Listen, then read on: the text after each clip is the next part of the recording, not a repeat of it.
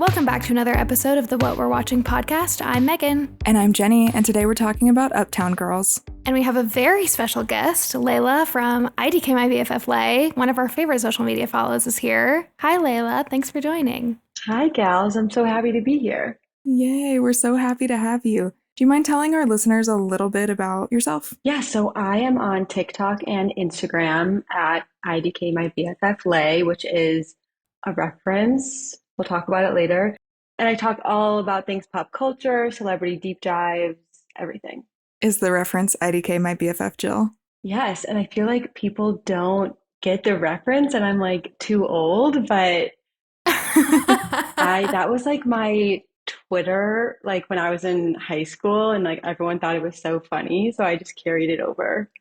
No, I love it. It's like my favorite social media handle because IDK my BFF Jill was like the most iconic thing to happen in like high school. That was probably when we were in high school. Yeah, I think so. same. I love I it. actually saw that commercial come up on my TikTok as like a vintage commercial, and I was like, okay, at least like the No. kids are learning about it. That's true. Hate that it's vintage, but love that it's at least recirculating. I know. Oh, that's so sad. How do you guys feel about this movie? Is this like one of your all-time favorites, or had you seen it recently? This is definitely one of my all-time favorites. It's one of those that I always go back to. It makes me feel things like growing up, I wanted to be both Ray and Molly. Like I wanted to be Ray in the moment, but I wanted to grow up to be Molly, and just everything about it made me feel so like it was like a fairy tale. Oh, totally agree. I love them both. And just the whole aesthetic of this movie is so good. I put a note in our outline, but I feel like the like girly bows aesthetic that's happening right now is so much Molly's aesthetic, and it carries throughout the entire movie. And it's just like, it's so pretty to watch and it's so cute. And I agree. I also wanted nothing more than to be Dakota Fanning, but then also to be Molly at the same time. How about you, Jen? I have never seen it before. I was telling Layla this before we started recording. I've never seen it before. I'm really glad Layla actually picked this one for us to watch, so thank you. I've just always seen the memes and like the screen caps of the movie and like the Dakota Fanning and her little sunglasses. So I was excited to watch it. It was really cute. Oh, I'm so excited to hear all of your thoughts throughout since you hadn't watched it. A fresh 2024 take. Yeah, I feel like every stage of life I get kind of like new perspective on it, definitely. totally. I feel like you relate to different people in different phases too. Okay, so the logline for this movie is a grown-up woman who kept her childish instincts and behavior starts working as the nanny of an 8-year-old girl who actually acts like an adult. And this came out in 2003. I can't believe that. That's our money year we talk about. No, 2004 is, isn't it? I feel like it's becoming both. Like 2003 and 2004 were just like golden years of like all the nostalgic movies that we love. And I wonder if that's because the movies in those years were actually so good, or if it's because that is just what's nostalgic for us. I think about this all the time. Like, is it good because that's my childhood, or because like they really don't make them like that anymore? And 2004 really was like the golden year, like Devil Wears Prada, like all those movies. And I feel like everything within like plus or minus 2 years of that is like included in the category. And I just really don't think they make them like that anymore. No, and if they do, we don't hear about them. Like, I feel like there aren't that many movies that everybody has seen anymore. There's a couple that, like, everyone will be talking about, like Saltburn, and I think people are talking about Dune Part 2 a lot right now. But still, yeah, I don't know. It's not like Uptown Girls, everyone except for me had seen it. Well, I feel like with streaming, audiences are so segmented now, and like things can be so niche and just marketed to your algorithm. And it like studios don't need the giant marketing push for the in-theater movie anymore as much, except for like the big Marvel movies. So yeah, I think you're right. I think it's probably both. It's probably that they aren't made the same way because like no rom-com has come out that compares to the 2003, 2004 era. But also we just might not hear about it. I don't know. Yeah, that's such a good point. And I just feel like the art of like writing a really good rom-com that's not too fluffy or too silly, like that really isn't being prioritized in like the movies that are getting made. Yeah, totally. So they filmed this movie in New York for at least 2 months. I couldn't figure out exactly how long, but I saw an interview where Dakota Fanning said that she was in New York filming for 2 months. So Brittany might have been filming for longer, but Dakota Fanning said she had a good time getting to be in New York for that long. And I thought that was cute. I watched a couple of her interviews and she's so cute. Like it was 8 years old, I think, at the time. And like you see her in the movie and you think, at the time I was like, oh, Dakota Fanning is like an adult woman in an 8-year-old body. But then you see her in these interviews and she is just like such a little kid and she's so fun and her little like laugh and she just like finds such joy in everything. Like all of her interviews are so cute. She was the it girl for me when I was a kid. Same. And her hair in this and her little sunglasses, I just love her. She's so cute.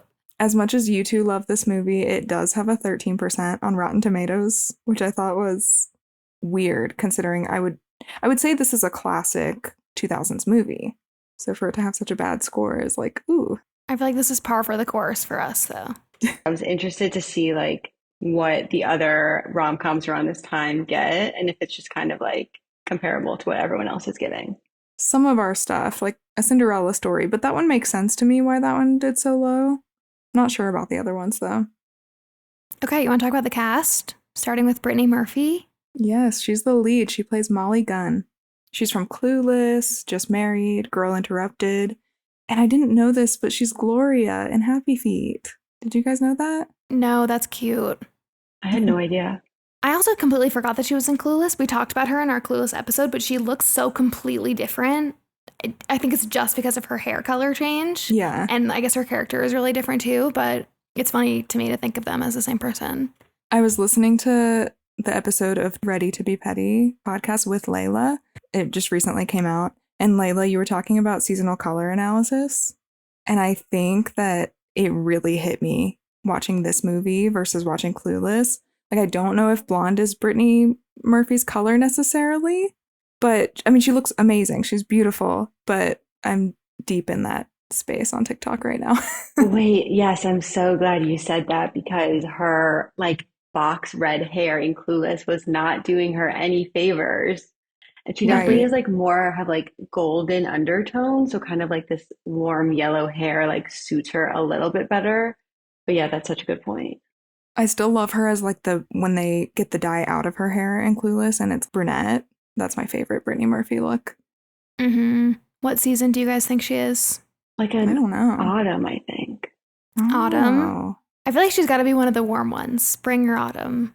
I was gonna say warm. She's probably like on a template somewhere because she's a Yeah, she probably celebrity. So is. it's probably like We should she look that decided up. we should Google it. Yeah. Okay, so a fun fact I found about Brittany Murphy is that she actually bought her Hollywood Hills house from the early 2000s from Britney Spears. It was Britney Spears' house first. And she lived there with her husband, Simon Monjack. I don't know if that's how you say his name. And 6 years after they moved into the house, she tragically passed away. We talked about this in our Clueless episode too. And it's always been viewed as like a big mystery. I read in a couple different places a few different reasons. Like someone said that it was a heart condition, someone said it was pneumonia. But either way, her husband had similar symptoms and passed away a few months after that, which is really sad, but also weird. I think the craziest thing is that her husband passed away just months later of like a similar condition because not knowing that, it's like, oh, she was like not eating enough. She was unhealthy. She had an eating disorder. She had a drug problem, all these different theories. And then when you pair that with the husband's death, that like opens up an entirely different box. Totally. I saw something else that it could have been black mold in their place. And so that would make sense why the husband would have the same symptoms. Definitely. Yeah, and I read this really sweet quote from Dakota Fanning, and she said about Brittany, she said, she was such a ray of light and had such a playful spirit, so I think just she made every day special for me. She was so wonderful, which I thought was sweet that they had a good relationship. Aww. That is sweet. Speaking of Dakota Fanning, she plays Ray in this movie. She's from The Secret Life of Bees, Coraline, Twilight, which I don't know why, but I always forget that she's in Twilight. I completely forgot about that. But I can imagine her now with like I think she's one of the ones with the red eyes. Uh-huh.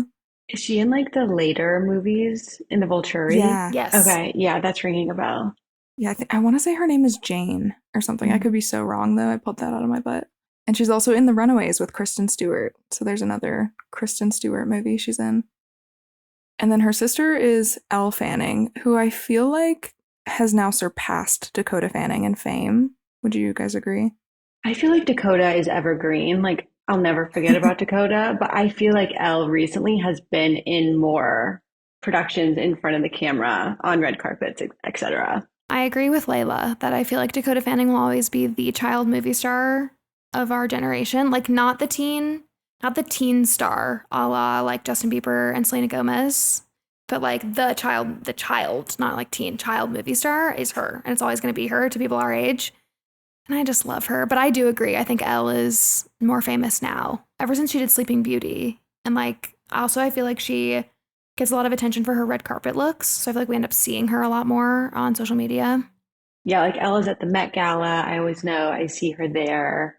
I'm sure Dakota has also been to the Met Gala, but just maybe not recently. Yeah. I also would not be surprised if Dakota has like purposefully taken a step back. She got a lot of the like exposure as a child. And I feel like sometimes child stars just kind of say, not for me anymore. Whereas her sister kind of came up at a more normal age. Although I did see Dakota is still acting and stuff, like recently too. Okay.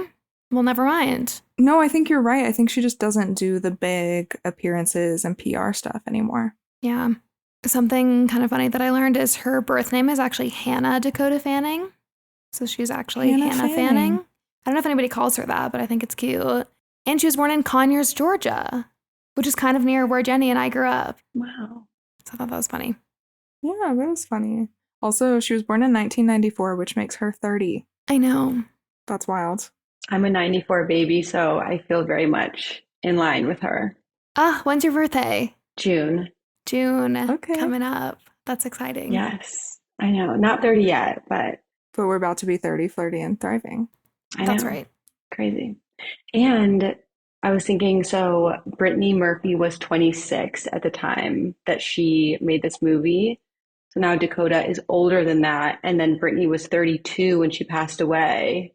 I was thinking of where they were in their lives and older than when she made the movie, but younger than when she passed away. Wow. Well, that's really interesting. The last thing I have about Dakota Fanning is she was the first one to sign on to the movie, and she's actually the reason why it got made. Which just shows you what a powerhouse she was at 8 years old. Oh, she was. Yeah. They were like, we got Dakota Fanning. This movie is set. We're good. And they were absolutely right. Like, that's all I need personally to like watch something. Same. And then we have Donald Faison. He plays Huey, who is one of Brittany Murphy, Molly's friends in the movie. And I feel like everyone knows him from Scrubs, mainly. He and Zach Braff from Scrubs still do like Super Bowl commercials every year together. They're just like a power duo. But he was also in Clueless with Brittany Murphy. I love this reunion. Yeah, me too. I like the two of them together. It's really fun to watch. And I read that his character was originally much more uptight, but then they decided to make him fun and change his character in the script so that it would be more believable that Molly would actually be his friend, which I think was a great move. Because when I first read that, I thought, no way could this character be uptight. Because we already have her other friend, Ingrid. Watching this movie back, his character did some like very questionable things that I probably didn't notice at the time, but now I'm like, oh, it doesn't seem like a great guy, kind of sleazy, don't love it. Yeah, it's so funny watching these movies now because it's like back then that was perfectly fine and reasonable, but now when we rewatch, it's like, oh, this is kind of icky behavior. I don't love it. Yeah, I felt icky. And then we have Marley Shelton, who plays the other friend, Ingrid. She was the lifeguard in The Sandlot, which I had no idea. No, I didn't realize that either. But I also read, I don't know if you guys watched Yellowstone. I am just now newly watching Yellowstone. I think I'm on season 4. Okay, fun. I love that show. I think it's so good. I've never watched the spin-off, but I know they have a spin-off about like a few generations before the main cast of Yellowstone, the Dutton family, kind of earlier on. And she plays Emma Dutton, which I believe is one of the main characters in that show. I read that Marley and Brittany Murphy actually became super close during filming and that they were still friends, at least in the interview that I was watching. So I thought that was really cute. I love their dynamic in the movie. It very much gave me like Jennifer Gardner in 13 Going on 30 and her best friend in that movie. And just like, she was like a perfect like I don't want to diminish her to like a sidekick character, but they were like a very good duo. Totally. Yeah, you're so right about that. Or even the sisters in 27 Dresses. I feel like having a character that's sort of like the like loose cannon almost, and then having a character that's like really buttoned up and have them be really close is like such a fun dynamic to watch. So I loved it. And it makes me happy they were friends. Honestly, watching it as an adult, like I'm interested in Ing's backstory. Like, why are you affording private yoga in your apartment? Like, who are these chicks you bake with once a week? I'm so curious, like, what does she do for work? Where did she grow up? Like, give me an apartment tour. I want everything. Yeah. Ing is the icon of this movie, actually. And she has like the bob, like the iconic bob that all the girls are doing now. It's true. You're so right. Have you two been tempted to do the bob? I I've would never. literally like, I used to donate my hair to Locks of Love when I was like 7 and 8 years old, and I loved it. And I would like, it'd be such a big change, and I would get so much attention at school. And then I think I did it once in high school, and I was like, oh, those days are over. Like, I can never go back. I did the same thing. I did Locks of Love growing up, and I loved going from like super long hair to short hair. And I was like imagining that I was going through the makeover in all these movies, and then I would go to school the next day with like super short hair, and it was like so fun. But no, I'm not tempted right now. I think it looks great, and I will cut mine to like here off and on every like couple years, but no, I can't go super short. Jen, would you? In middle school, I did a super short bob.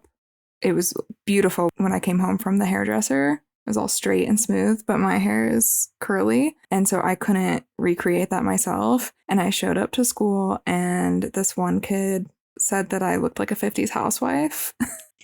And I was like, never again. Okay, no bob Rip. for me. That is so rude. Yeah, that's really mean. And it stays with you. But that It was also my does. issue, like recreating the style as a preteen. Like my hair is wavy the shorter it gets. And so it was just like the ends were like very flippy. I kind of looked like a boy. Like it wasn't actually that cute. And last but not least, we have Heather Locklear, who plays Roma, Ray's mom. And I haven't recognized her in a lot of things, but I know she's been in a lot, including Melrose Place and The Perfect Man. Did you guys recognize her? Yeah, she's definitely one of those actresses where I'm like, yeah, that's Heather Locklear. I know who that is, but like I couldn't tell you like three other movies she's been in. Yes, agreed. I only know her name. Like I've never seen her face before. So this was good for me to be able to have a good pop culture knowledge. No, I think her name is probably recognizable because when we were growing up, it was probably in magazines and things because she was married to Tommy Lee before Pamela Anderson was. Oh. So I think she was very much in like the pop culture zeitgeist when we were really young. So maybe that's why we all know her name. Oh, Tommy Lee has a type. Yes, he does. She must have the craziest stories. Like I can't imagine. Just like the 80s, married to Tommy Lee. Like she was such an it girl. I know. No, I know. And I most recently recognized her because she was in Don't Sweat the Small Stuff, the Christine Carlson story. She was the lead. And my old acting teacher in Atlanta was her co-star. So he posts with her all the time. So they, I think, are still friends and do stuff together. Oh, cool. So that was mostly where I knew her from. But I don't remember seeing her in other things. But that was cool to like put that together. I love that. That's awesome. Should we get into the movie? Yes. Let's do it. So when the movie starts, we open on a montage of an amusement park, and we hear this child's voiceover, which is Dakota Fanning, obviously. And she says, "There was once a princess who lived in a castle high above the streets of an enchanted kingdom. The king and queen were long gone, but they left her with their treasure so that she could stay a princess forever." Cute. Iconic. And then we cut to a fancy but messy apartment in New York City where Molly Gunn, played by Brittany Murphy, gets woken up by her pet pig, Moo. If I saw this when I was younger, I would have wanted a pet pig. Hands down. I just have to say, like, I was obsessed with pigs when I was little. And so I think rewatching it, I was like, no wonder I was so obsessed with this movie. Like, I forgot she had a pet pig. And I had like a little piglet stuffed animal that was like my blankie pretty much. I took it with me everywhere. And I just loved pigs, wanted a teacup pig, didn't know teacup pigs didn't exist. Like, and they all turn into giant, huge hogs. But yeah, Moo was like my favorite part about this whole movie. Oh, yeah, he's cute. He's so cute. I guess they actually had a ton of fun filming with him. There were 2 pigs that they filmed with. And the director was like, yeah, I heard that it's like the 2 worst things that you could film with a kid and an animal. And he was like, no, Dakota was awesome. She was like any adult that you would work with, which I could totally see in this movie. And then he was like, the pigs were actually so much fun. And Brittany and Dakota said the same thing. So I thought that was cute. Oh, that makes me happy. I always feel sad when the actors are like complaining about working with an animal.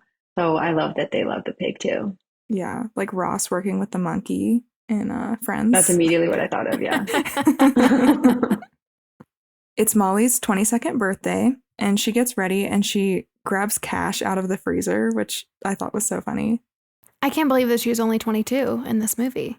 Same. I was shocked when she said that. Same. I always am, I guess because I watched this when I was little, but I just imagined her being so adult and not like 22. My shit was so not together. And so this tracks much more for me that she's like so all over the place because every 22-year-old I feel like is all over the place. But for the concept of this movie to be like, she's an adult who doesn't have her act together, it's like any 22-year-old, I'm going to be like, yeah, that's fine. You're a kid still. Yeah. Yes, and the beginning scene at the party when those girls like tell her about getting Botox and she like runs to the bathroom and meets Ray, I was like, who's getting, I mean, it's crazy because people actually do get Botox now at 22, but that was like an insane thing to put in a movie in 2003.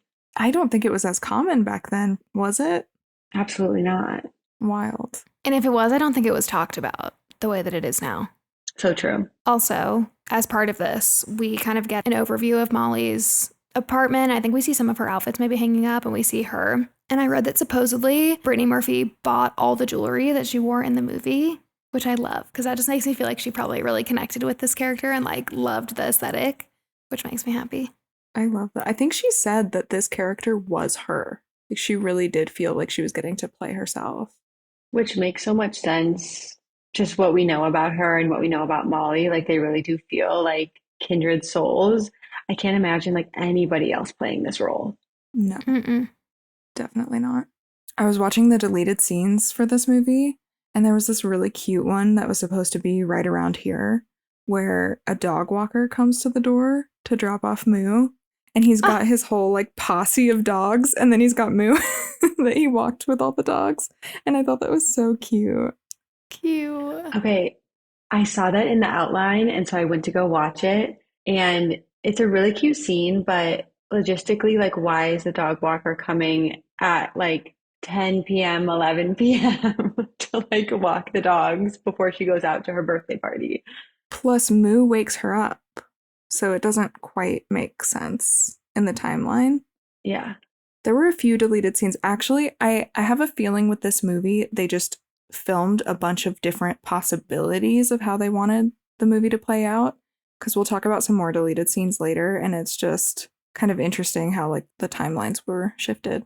So she's on the way to the party, and there are tons of presents and flowers being delivered to her apartment, and she tells her doorman to send it all to Salvation Army. Without opening them. It's like her apartment is so full of stuff, and I kind of got the idea that all these things being sent to her were so like impersonal almost, and she doesn't even need to see what's in them. She has this like wide net of people in her circle that are kind of surface level friends in the industry kind of because of her parents. So maybe I'm reading too much into it, but it's kind of like she doesn't need all this stuff from like people that she barely knows. Yeah, you're probably right about that. And then her 2 best friends, Ingrid and Huey, played by Marley Shelton and Donald Faison, throw her a surprise birthday party. And at the party, a guy she's dancing with says she looks good for 22 and that he just turned 19 and thought he'd kill himself. Did he really just say that? So dramatic. So dramatic. I mean, 19-year-old boys are dramatic, so Yeah. we'll give them that. And then she's starting to notice how young all the other girls at the party look. And one girl tells her that she can get Botox for her forehead wrinkle, which sends her to the bathroom to check her reflection. It's funny that we've been talking about Molly being 22 and how young that is, because there is a deleted scene where Molly confesses to Ingrid that she lied about her age in kindergarten and that it's actually her 23rd birthday and she's been lying ever since kindergarten. I actually love that. I know. I wish they kept it. And then in the bathroom at the party, Molly is looking in the mirror and her reflection turns into this old woman and she gasps. And so, like, again, it's just hitting again on her, like, being afraid of aging. And she says, why would I have a forehead wrinkle? Because of what the other girl said to her. And then this little girl in one of the stalls says, why do you think anyone would care? And a little Dakota Fanning comes out of the stall. And this is the first time we meet Ray. And she says, I had shoes like yours once when I was 5. And Molly says, and what was that, like 3 days ago? And Ray says, try 3 years. And she's just so sassy. It made me laugh so hard. And we see her even open her own little soap case in the bathroom because she's a germaphobe and needs to bring her own soap everywhere she goes. And I just love her. She's just so funny to watch. So then Huey comes into the girls' bathroom looking for Ray, and he calls her a little monster butt. And he tells Molly that Ray is his boss's daughter, and she had to come with him because her nannies keep quitting, so he kind of is looking after her for the night. As he's dragging her out of the bathroom, Ray says she had dirty fingernails. It was either her or me talking about her previous nanny, just further telling us how much of a germaphobe Ray is. Yeah, I also love this part where Huey is marching into the girls' bathroom, and then what does she say? Like, in case you couldn't read, this is the ladies' room, and she spells it out with her finger. She just has the best reads. Like, she absolutely ripped him to shreds. She basically was like, I know you're a big dumb idiot, but like, I thought you would still be able to read the sign on the front of the door. Like, this is the ladies' room. And like, it was just such a, I need to like look what it is word for word because it was really good. It's a good one. Yeah, I love that. And then back at the party, Molly goes to sit with Huey and Ray, and she starts falling for the guy who's playing live music. His name is Neil Fox, and he's played by Jesse Spencer from House. And Molly asks Huey, can I have him for my birthday? But Huey says that Neil is celibate and all about his music, which only makes her want him more. And I love this part. Ray says, you wouldn't know real music if Mozart hit you on the head, Gooey. Yeah, I feel like she only wants him because she can't have him. Yeah. So then we see Ray's mom, Roma, who again is played by Heather Locklear, and we find out that she's an important music executive, and she comes up to Neil after the party and asks him to record a demo that's a little bit more up-tempo and something she can get on the radio, which is obviously huge news for Neil, and she's really excited, and Molly's also very excited. And then as Ray and Roma drive away, Ray puts her middle finger out of the window. Which just, again, is like classic Ray move. So outside the bar, Molly is flirting with Neil, and he doesn't seem interested, but when he finds out that she's the daughter of a famous musician, Tommy Gunn, he goes back to her apartment with her. She tries to turn on the light, but it's not working, so she makes Neil wait in the hallway while she lights a bunch of candles and changes into a nightgown. Honestly creative of her. And just the fact that she already had like 100 candles in her apartment, like, is perfect. I know. This made me I feel like I remembered Neil being cute and like liking him, but I hated him this go round. Like watching it as an adult, he sucks so much. Okay, he does suck, but I still think he's so cute. Yeah, he's cute. That's your nostalgia talking, though. Your nostalgia is making you love him, but like, he's a red flag. No, and we'll get into it later, but he was a major red flag. And I was like, Molly, you need to move on. Like, this guy isn't it. Mm-hmm. Yeah. Not that a person can't change, but Neil can't. I don't believe it. It's not worth it. Yeah, we don't need the musician. We don't need to wait for the musician guy to change as he's like releasing his new song. Yeah. And so then at Molly's place, Neil finds the room that has all of her dad, Tommy Gunn's guitars out on display. And he grabs one and starts playing one of her dad's famous songs, Molly Smiles, which is obviously about Molly. And you can tell it's like making her emotional, and she tells him not to sing it. And that's because her parents died. I don't know if we covered that already, but we can tell it like really triggers a lot of emotion in her. And so he does apologize, and they end up eating Pez out on the balcony. And he says he isn't supposed to have romantic relationships in his first year sober, but then they kiss and they end up sleeping together anyway. She just ignores him completely. Yeah. And then he plays a new song for her, and she's telling him that purple looks good on him. She's kind of distracted, and he only cares about her input on the song. This is where I first started getting the red flags for Neil. And she's like, I don't know, it kind of sounds like the same thing over and over again. Is there like a hook or a chorus or something? And he says, I'm not a sellout. I don't wear purple. I don't do hooks.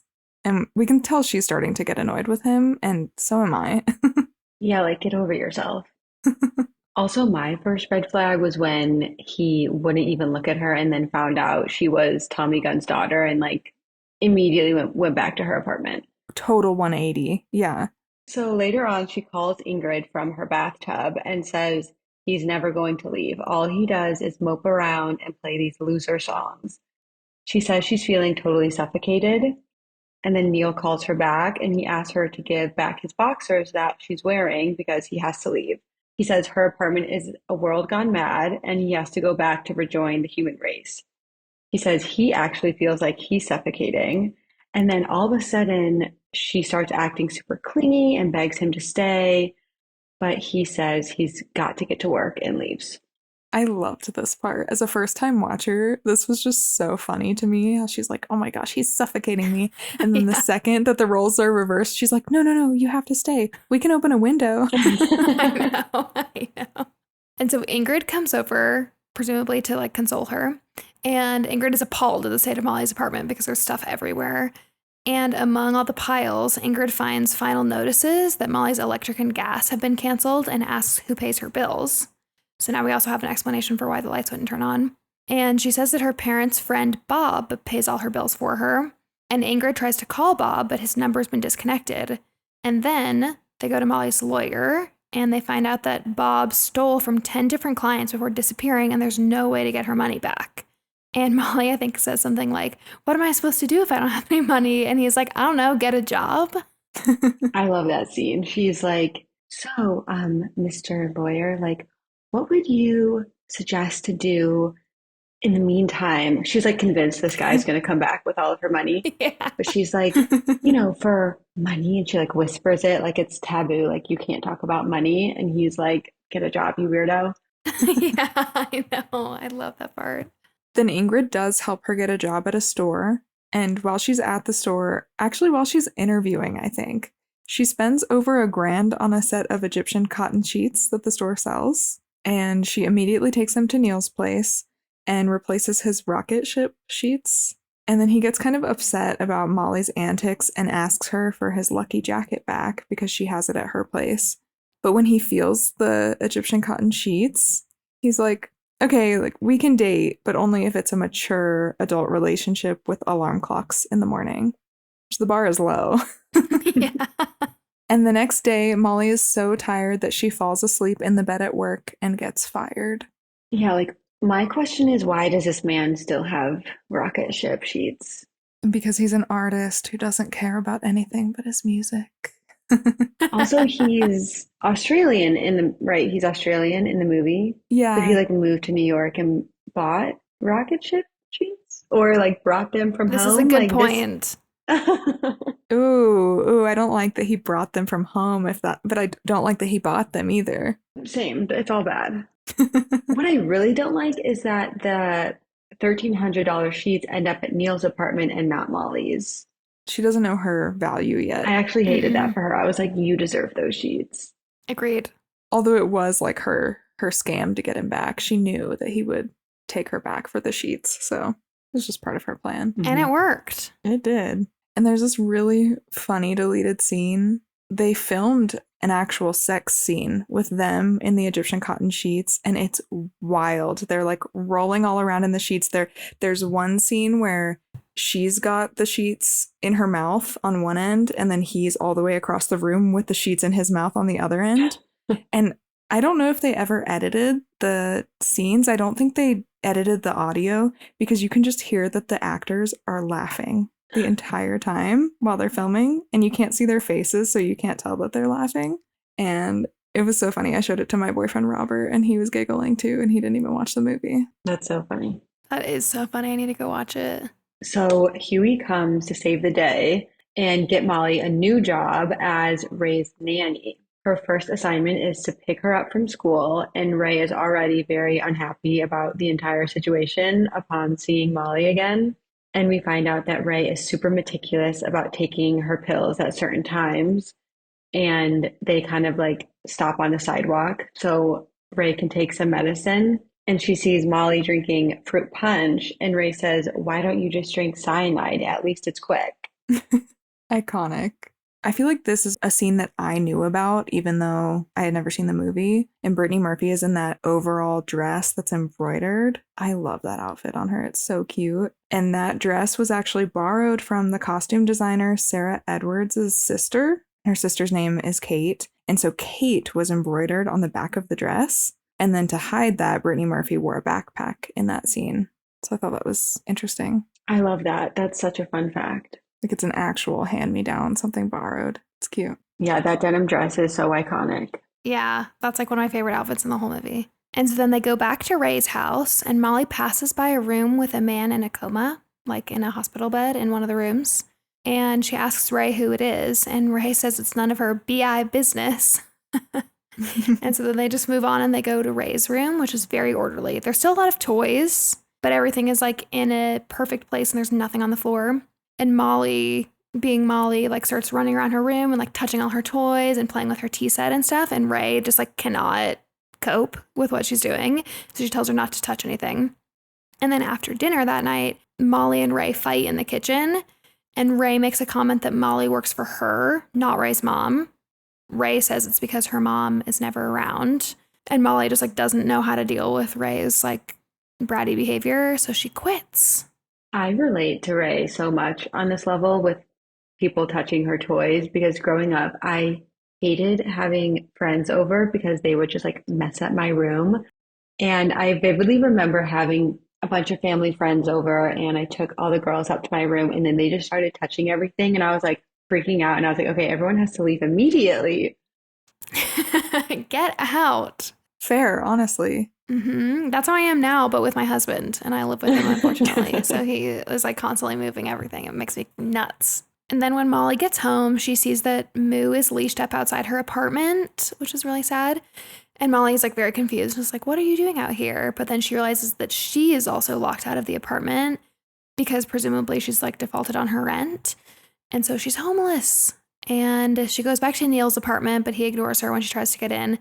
So she has to move in with Ingrid, and Ingrid says she can only stay if she pays rent and gets rid of Moo. This broke my heart. Also, another strike for Neil. Oh, yeah. We're at like 5 red flags so far, I feel like. Yeah, honestly, I don't really blame him. Like, she was going to move in full time. That's kind of crazy. Yeah, no, that's fair. It's fair. It's fair. But he didn't know that. I feel like he would have just seen her and Moo outside and was like, no, I don't want you here tonight. Yeah, he definitely could have taken them in off the streets for one night. That's so true. But then equally crazy that Ingrid like knows her situation and made her pay half the rent when she probably was sleeping on the couch in the living room. You're right. Half of rent is a lot. Like, help out your friend. She's in a pickle. Your best friend. Like, and you were literally there when she found out. Good point. So Molly shows up at Ray's dance class, much to Ray's surprise, because she really needs this job. And on the way back to Ray's house, Molly dances through the park and asks Ray why she refused to freestyle in ballet. And Ray says, freestyle is for moronic little kid hippie freaks. And when Molly says, it's fun, she says, fundamentals are the building blocks of fun, which will come back later. And in this scene, I thought this was really interesting. Ray flips her off, and Molly grabs her hand and forces her to take it back, which is, I think, the first time that Ray's ever really been disciplined. Then back at Ray's house, Molly surprises her with Moo the pig, and Ray is convinced that she's having an allergic reaction to him. This is so funny. And then on another day, Molly is cleaning out her apartment and brings Ray. And Ray sees the huge collection of her dad's guitars and says that it's actually kind of pathetic for that Molly isn't able to sell them, which is way harsh tie, which is the Clueless reference. Molly takes this opportunity to bring up the guy at Ray's house who's in a coma and says, "That's your dad, right?" And Ray says, "Was, soon he'll be nothing." And Molly says, "That's kind of harsh, way harsh tie." And Ray puts on her sunglasses and says, "It's a harsh world," which is like the most iconic line in the movie. Yes, this is the one I knew. As we're going through this, I feel like Ray might be the most quotable of every character we've covered. Don't you think? Yeah. Yeah. Just Wow. every word is just like iconic. Like every line is just like so absurd. Her and Jennifer Coolidge in A Cinderella Story. I Yeah. think those are our top 2 contenders. I would agree. I love the Brittany Murphy, like harsh, iconic lines. Like she has 2 of them, 2 movies, Way Harsh Tie and It's a Harsh World. That just needs to be noted. Yeah, I love that. No, I love that was a good catch. Yeah, I did not even catch that. We need a side by side. I feel like maybe I'll put it together for our social media or something. And then we see this montage of Molly doing laundry, her calling Neil, who repeatedly doesn't answer, giving Moo a bath so that he can stay with Ray and not aggravate Ray's allergies or be dirty, and also doing Ingrid's weekly activities with her friends. And then at Ingrid's baking night with her friends, Molly accidentally starts a fire while she's baking cookies. Again, a Clueless thing, because that's what Cher does in Clueless. And she ends up burning Neil's lucky jacket that she's been keeping and wearing. So this is bad. Yeah, that was bad. And then we see Molly going to pick up Ray from school, and Ray is on the floor fighting this other girl. And Molly breaks it up and says there's never an excuse to hit another person. But Ray says her classmate's au pair called Molly a slut bag whore. And then it cuts to Molly fighting the au pair. I loved it. I laughed out loud. This whole scene was so funny. Me too, especially Ray, like Molly holding Ray back and Ray going her au pair with like in fingers going in quotations. I just thought it was like so hilarious. And just like so unexpected to hear the word slut bag whore come out of little Dakota Fanning. And then she gives kind of like a smirk, you know? Yeah. Like she knows it's going to egg Molly on. Yeah. So then we see Molly trying to fix Neil's lucky jacket, and she ends up completely redesigning it and like adding a lining and I think some like distressing to it. And so Neil finally calls her back and they agree to meet up at a restaurant. And when Molly tries to pay, she says, "Let me patronize the arts." And then he tells her that he can pay because he actually just signed a deal with Roma's record company. And he didn't say anything earlier because Molly's been hogging the conversation all night. Which, fair, I guess. This is like 1 point, Neil. And then they go back to his place and listen to his new song. And the chorus is super catchy. And he sings about sheets of Egyptian cotton. That's like the chorus, which I remembered this song probably more than anything else from this movie because it's so catchy. It's been stuck in my head all week. So good. I know. And so finally, Molly gives him back his lucky jacket, which is now studded and it has the purple lining, which remember, Neil said, "I'm not a sellout. I don't wear purple." And so when he sees it, he freaks out. And even though it seemed like they were having a good night, he says they can't see each other anymore. Okay, what did you guys think of the jacket redesign? It was not my favorite, if I'm being honest. I think she low-key ruined his jacket Yeah, me too. in more ways Me than too. one. His Me too. lucky jacket. Like, have you ever had a piece of lucky clothing or just like clothing that's your absolute favorite? It would kill you if somebody did that to it. It just seemed like a really nice quality leather jacket, and the fact that she once spray painted it black, Mm-hmm. like that's the end of it right there. But then she added like stuffed animal tiger fabric to the lining, like she literally ripped apart a tiger stuffed animal. And I'm glad it like got her on her path to being a designer, but yeah, no, she did him so dirty. I think I would rather her just never give it back to me if I were him. Like, just act like it got lost or something. Oh, totally. And also, that's what I would have done. Yeah, that jacket was torched. Like there was no bringing it back in any way. So I think she should have just laid it to rest. And then Molly and Ray have a tea party, and Ray says, are you still moping over that disgusting guy? Which just made me cackle. I just thought that was so funny. And then she says that other people always let you down, and maybe Molly should do something for herself, something she's good at. And when Molly says she isn't good at anything, Ray says, all grown-ups are good at something. My bad. I don't see any grown-ups around here. She's so savage. Just rip. I know it's so harsh all the time, but I love it. She's the best. And then Molly turns off Mozart and switches it to rock music, and Ray gets really upset. And when Ray goes to turn it off, Molly starts spinning Ray around the room, trying to get her to dance to this music. And they both fall, and Ray tells her to grow up and marches out of the room. So then we see Molly back at the apartment, and she's getting ready, but then ends up forgetting that she actually made plans with Ingrid to do this exclusive tea tasting. And they fight about how Molly feels like Ingrid has total control over her life and free time. So Ingrid ends up kicking her out, and Molly goes to live with Huey. And Huey takes her to a party where she spots Roma and asks her who's watching Ray on her night off. And Roma says she's at this ballet thing, like so dismissive. And Molly realizes it's her recital and they're both missing it. Like nobody is there to see it. And we see Ray dancing in the recital, and she's disappointed that nobody showed up for her, but she quickly kind of like snaps back into her ballet pose. And this just broke my heart. Yeah. I know. I feel like we see why Ray is the way she is when this happens, where she's just like very like, I have to be independent and not depend on anybody, even adults, because they don't show up for me. And it just made me sad. So the next day, Molly comes over on her day off, and Ray is faking sick.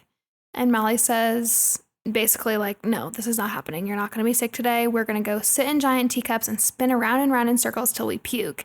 And Ray says, are you on crack? Another iconic line. And so they head to Coney Island, and Molly finds out that Ray has never been to an amusement park, ever. And even though Ray's acting really annoyed and disinterested and like she's above it all, Molly says, oh my God, Ray, you are so psyched. And she forces her to admit it. She's just so annoyed that she got caught caring. And Molly also makes her eat a hot dog at Nathan's Famous Hot Dogs before they enter the park, which also she acts like this is going to kill her. It's so funny. That scene is so iconic to me too. Mm-hmm. So when they get to the amusement park, no one is there, and they find out that the season doesn't start for another week, and none of the rides are on yet. And Ray runs away to stare at the teacup ride and is super disappointed, and then they go home. It just feels like, again, Ray is finally excited about something and like wants to be a kid, and then she gets let down. It just sucks. But then Molly kind of uses this as an opportunity to connect with Ray and this just like disappointed feeling. And she says when she was 8, her parents went on tour and she was mad at them and didn't get to say bye to them. And then their plane crashed. And Ray makes a comment that Molly's lucky that she was mad because when you're mad, you don't miss people. And Molly tells her that she actually ran away to Coney Island after it happened and spun around and around on the teacup ride. And sometimes she feels like she's even still on it. And she admits that she's scared, and she says that she knows Ray's scared too. And then Molly cries and Ray holds her head in her lap. It's this very cute moment that like really depicts their relationship and their differences, I think, of like Molly being more emotional and sometimes acting more like the kid in the relationship, even though she's doing a lot of these things out of helping Ray and teaching Ray how to be a kid. But in the middle of the night that night, Ray goes to her father's room. And the next morning in the kitchen, Molly finds Neil shirtless. He's like, what are you doing here? She's like, I work here. And then she hears Roma calling him sugar from the bedroom, and she puts 2 and 2 together. Again, another red flag. He's like sleeping his way to the top. I hate it. Hate. She leaves upset, and she's actually walking through a park, and she jumps off of a bridge. But the water is only chest deep, and it's contaminated. And she ends up getting sick from the contaminated water, and Ray takes care of her. And Molly knows that Ray went to her dad's room last night and convinces her to read or talk out loud to him by saying that she saw a show once where the sick people whose friends and family talked to them lived 10 times longer than those who were left alone. And Ray asks, you swear? And Molly swears. And she almost makes her pinky promise too, but then she doesn't want to get sick from Molly, so she backs away. And then Ray goes and she talks out loud to her dad, and she tells him about her new pet Moo and about ballet. And it's just a really sweet moment. Also, I love the moment that Ray is really looking to Molly for validation, confirmation, affirmation that like this is something she should do and this is a connection she can still have with her dad, even though he's a vegetable. Mm-hmm. And it's just like so sweet that this whole time she was like, oh, well, it's pointless. Like he's in a coma, but I feel like she really gets a sense of like hope almost that she can still talk to him and it might even help him. Yeah, that's a really good point. It's kind of like the first, well, it's not the first time, but it's a big moment where the roles are sort of reversed how they should be, where Molly is the adult. Yeah. At Huey's, Molly and Huey watch Neil's music video for Sheets of Egyptian Cotton while she's making a tutu for Ray's dance recital. And she gets mad when she sees Neil wearing the jacket that she made him. And then someone comes to Huey's door and drops off Moo, and this sends off alarm bells for Molly, and she rushes to Ray's to find out what's going on. I cannot believe he was wearing the jacket. The nerve. That was the part where I was like, oh, are you kidding me? The nerve to wear the jacket is beyond. He is a sellout. He's the worst. Completely. If he had stuck to his morals the entire movie and just was like, yeah, you know, I'm this kind of scrappy guy that makes art in the way that I want to make it, and I'm just going to keep doing that no matter what anyone else says, I would have liked him a lot more. But because he just has this, like, everything just gets stripped away once he starts getting some attention, I hate it. Yeah, I have no patience for like moody artist, like whatever vibe that is. So either way, whether he was a sellout or not, I don't think I'd really be into Neil now, but I still think he's cute. Like Totally. especially in 2003, he had the bangs and like that whole thing going for him. The bangs. I wonder if the bangs are going to come back for guy haircuts. I feel like they have the poof up right now, like curly hair poof up. Mm-hmm. Yeah, the curly hair is really a thing now. Or the swoop. I wonder if we'll get the Justin Bieber swoop hair again. I hope not. Oh, I hope not. It's like coconut head. I feel like Neil was kind of giving Justin Bieber swoop in this movie. But it's cuter. Yeah. It's cuter on him. I don't know. Maybe it's like, you know, when it's just too long and so it has to like swoosh out because it's a little bit too long to just like be floppy. Hate. Mhm. Did you guys have kids at your school who would have the long swoopy bangs like that, but then they would also get highlights in the bangs? No. No. Oh, that was big at my school. Wow. Oh no. Our listeners will have to tell us if they remember that. Yeah. And if that was you or your boyfriend, please send us photos. I would like evidence. So then we find out that Ray's father passed away shortly after Ray spoke to him for the first time. And when Molly rushes over to check on her, she finds Ray practicing ballet in her room, just like as if nothing happened, except for Ray says, "You promised," which is obviously referring to like the loved ones live longer when you do that. And so that's why she agreed. And this just like broke my heart. And so then Roma calls her into her office and says that they're letting her go and gives her severance. And Molly says she wants an explanation. And Roma says that Ray made it clear she never wants to see Molly again. And Molly says she must be out of her mind with grief. And Roma says actually she's taking it well and she's been very calm and level-headed. And Molly says, "You call that taking it well?" And then she tells Roma that she doesn't know very much about her daughter. And Roma says, "I know my daughter well enough to respect her wishes." And Molly says, "You don't give her respect, you give her whatever she asks for so you don't have to deal with her." And then she tells her to remember that her daughter is 8, not 28, and rips up the severance. This whole scene just like verbalized the entire movie for me of like what the dynamic was with Ray. She's a child, but nobody was treating her like a child, and they thought it was respect, but really they were just like giving her everything she wants, which is a recipe for disaster. Yeah, completely. It's really sad. Outside of Ray's house, Neil stops Molly and says that he hasn't been able to write a single decent song since he last saw her. And I was like, good. You suck. And he says, "I was trying to take a step forward, but I took 2 steps backward instead."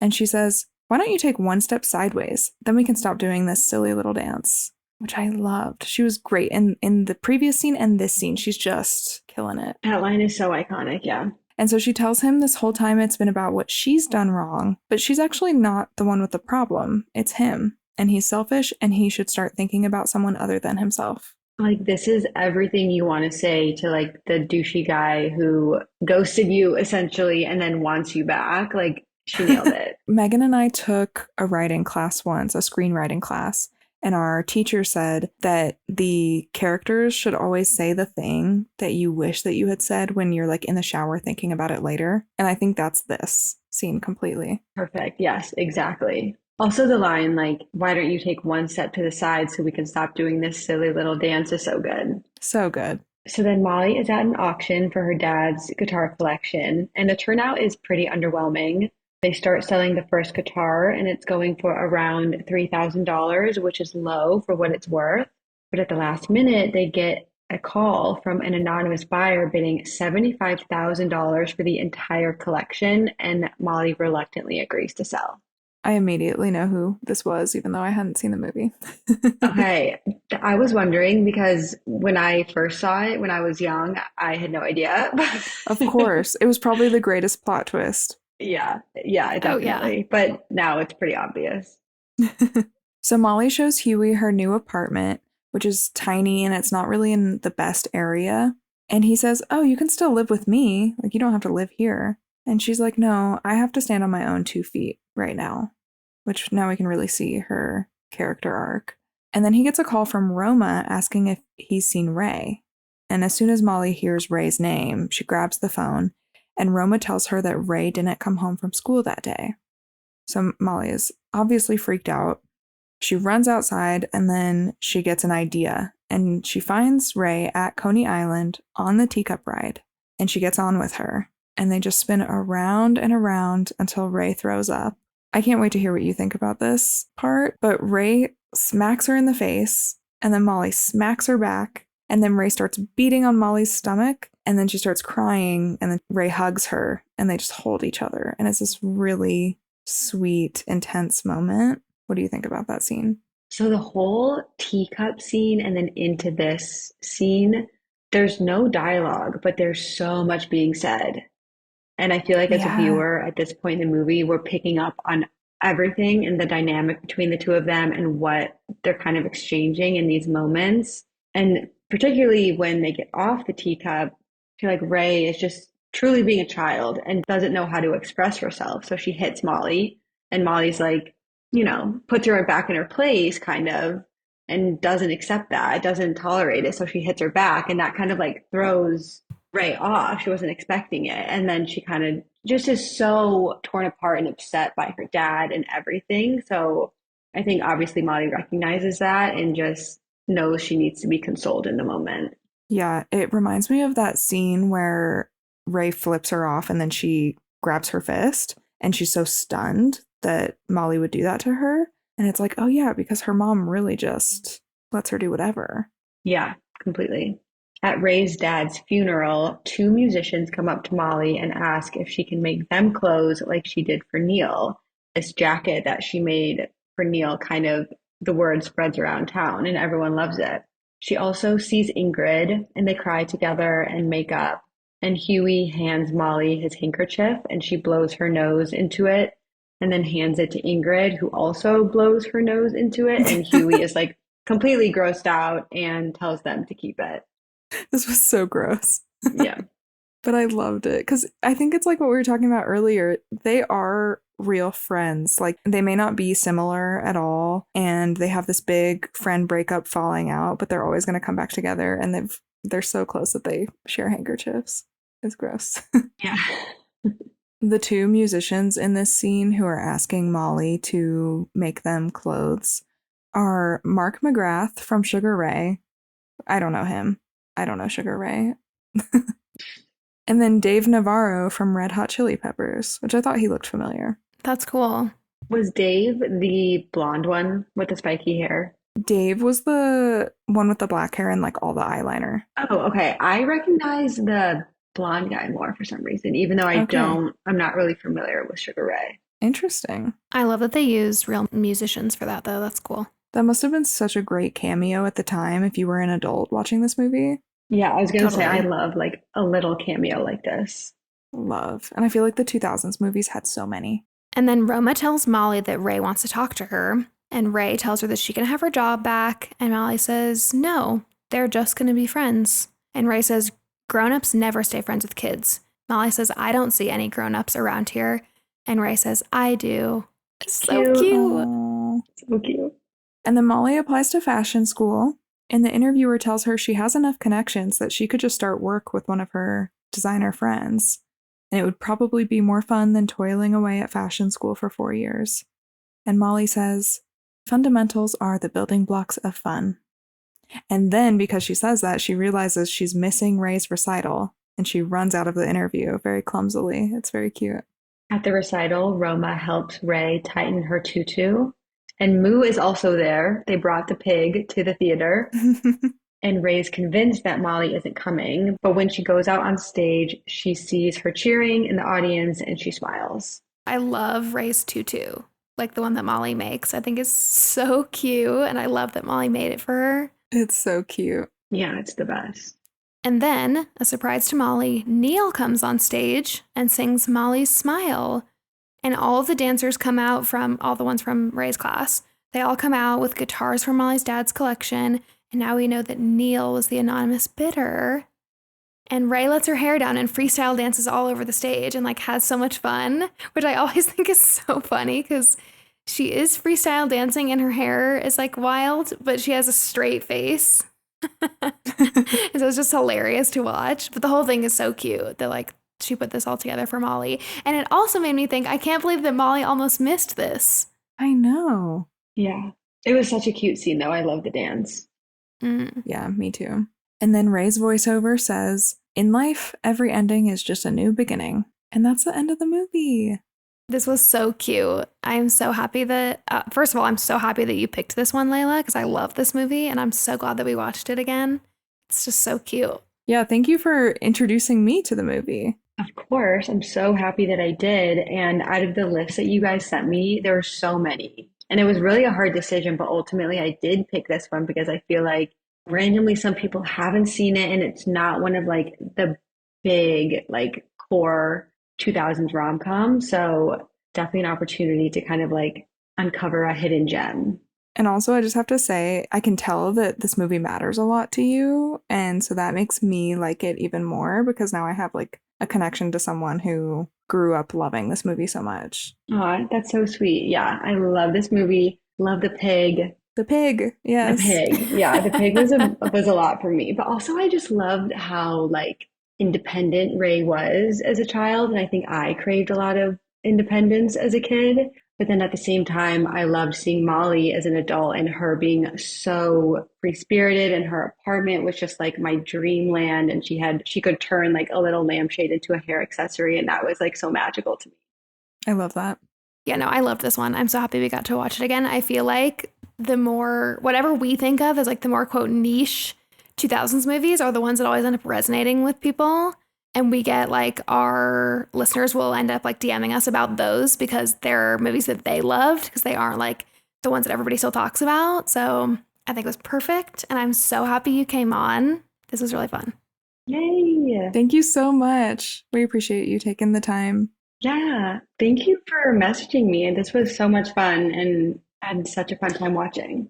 And if you guys don't follow Layla on all of the social medias, you need to, because I feel like she's one of our favorite follows. I feel like we're always trying to repost you. And like, I just love your content. I think you do such a good job, like talking about whatever's happening in pop culture and talking about like different fashion moments and things like that. I just love it. So do you want to tell everybody where they can find you? I am on TikTok and Instagram at idkmybfflei. I'm sure it'll be in the podcast description, but that's where you can find me.